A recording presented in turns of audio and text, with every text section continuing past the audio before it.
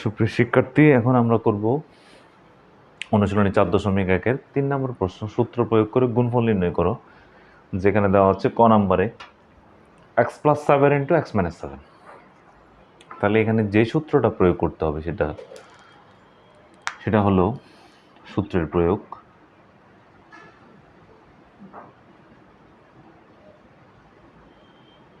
সেটা কি, a² - b² আমরা জানি a + b × a - b।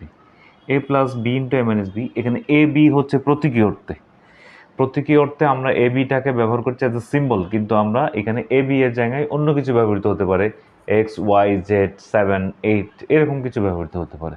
ঠিক একইভাবে যদি আমরা এটার দিকে খেয়াল করি, তাহলে এ এক্সকে যদি আমরা এ বলি, এ 7কে যদি বি বলি, এটাও এ হবে, এটাও বি হবে, তাহলে a + b into a - b, তাহলে আমাদের দ্বারাই a² - b²। তাহলে যেহেতু এইচ হচ্ছে আমাদের x², এক্স তাহলে x² মাইনাস বি, যেহেতু আমাদের 7 তাহলে 7² তাহলে আমরা এখানে পাচ্ছি x² - 49। এটা হচ্ছে আমাদের আনসার। 7² = 7 × 7, এটা হচ্ছে আমাদের আনসার।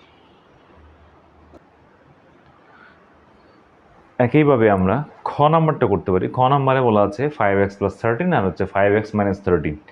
ঠিক একইভাবে যদি আমরা বলি যে এটাকে যদি আমরা a বলি, এটাকে যদি আমরা b বলি, এটাকে a এটাকে b, তাহলে a + b তার মানে হচ্ছে 5x + 13 × 5x - 13, তার মানে হচ্ছে a² - b², তাহলে আমাদের দাঁড়াবে 5x² - 13² তার মানে আমাদের 5x² মানে হচ্ছে 5 × 5, তার মানে হচ্ছে 5 কোনো রাশির উপর আজকে মানে হচ্ছে ওই রাশিটা 2 বার গুণ করা, মানে ওই রাশিটাকে 2 বার গুণ করা, এটা তার মানে হচ্ছে a × a, s² মানে হচ্ছে a × a, b² মানে হচ্ছে b × b। ঠিক একইভাবে 5x² তার মানে হচ্ছে 5x × 5x, তার মানে হচ্ছে 25x² - 13², 13 × 13 তার মানে হচ্ছে 3 × 13 39, এর মানে হচ্ছে 13 961, তাহলে 169, তাহলে এটাই হচ্ছে আমাদের আনসার।